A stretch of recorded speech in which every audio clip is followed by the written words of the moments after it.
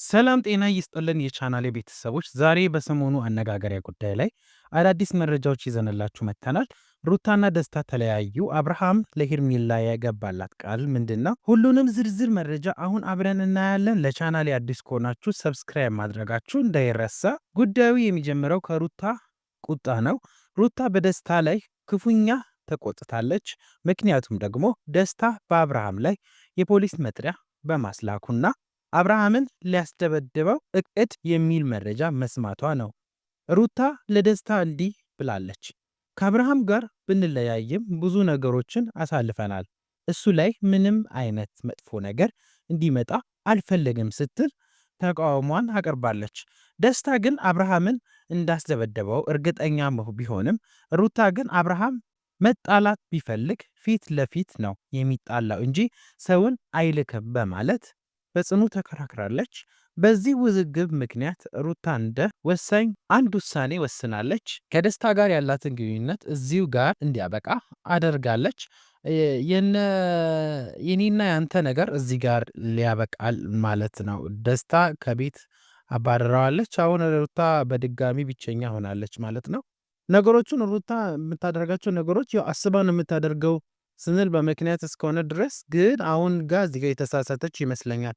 ለምን እዚህ ጋር ተሳሳተች ያልንበት ምክንያት አብርሃም የራሱን ህይወት እየመራ ነው። ከሄርሜላ ጋር ያለው ግንኙነት ይበልጥ እያጠናከረበት ባለበት ሰዓት እሷ ደግሞ አብርሃምን እንዳትነካው በሚል ለአብርሃም ተቃውሞ ቆማ ደስታን ማባረሯ ትክክል ስራ እየሰራች አይደለም ብለን እናምናለን። ለምን አብርሃም የራሱን ህይወት እያስተካከለ ነው። ከሄርሜላ ጋር ያለውን ፍቅር ግንኙነት እያስተካከለ ስለሆነ እሷም የራሷን ህይወት መምራት አለባት ብለን ነው የምናስበው። እዚህ ጋር መለከት በሌላ በኩል ያለው ደግሞ ድጋሚ አብርሃም ከሄርሜላ ጋር በጣም የሚገርም ሁኔታ ተቀራርቧል። አብርሃም ለሄርሜላ እንዲህ የሚል ቃልን ገብቶላታል እየተባለ ይገኛል። ምንም ሰው አትስሚ፣ ማንንም ሰው አትስሚ ማለት በጣም ከባድ ነገር ነው። እኔ እወድሻለሁ፣ የኛ ህይወት የምንወስነው እኛ ነን እያለ እንግዲህ ቃል እስከ መግባት ድረስ የተናገረው ንግግር ነው ይሄኛው። ሁለቱም አብረው ስፖርት መስራት መጀመራቸውንና ግንኙነታቸውንም እስከ መጨረሻው እንደሚቀጥሉ ተናግረዋል። አብርሃም ሄርሜላን አስተዋይ እና ቆንጆ ነሽ በማለት ሲያሞግሳት ነበረ የዋለው። ነገሩ ይህን ያክል እንደዚህ ያከራል ብለን አላሰብንም። ወዲያው ነው መስመሩን የቀየሩብን።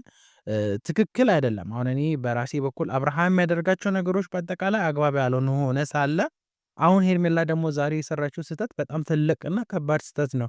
ለምን አንድን ነገር በመረጃ ሳይሆን እሷ መንቀሳቀስ የነበረባት ነገሮችን አስባ ነበረ መንቀሳቀስ የነበረባት። ነገሩን ለምን እንደዚህ እንዳደረገች አይታወቅም። እስቲ የሚፈጠረው ነገር ደግሞ ሰሞኑን በሚቀጥሉ ቪዲዮዎች በእያንዳንዱ ነገሮችም እናያለን።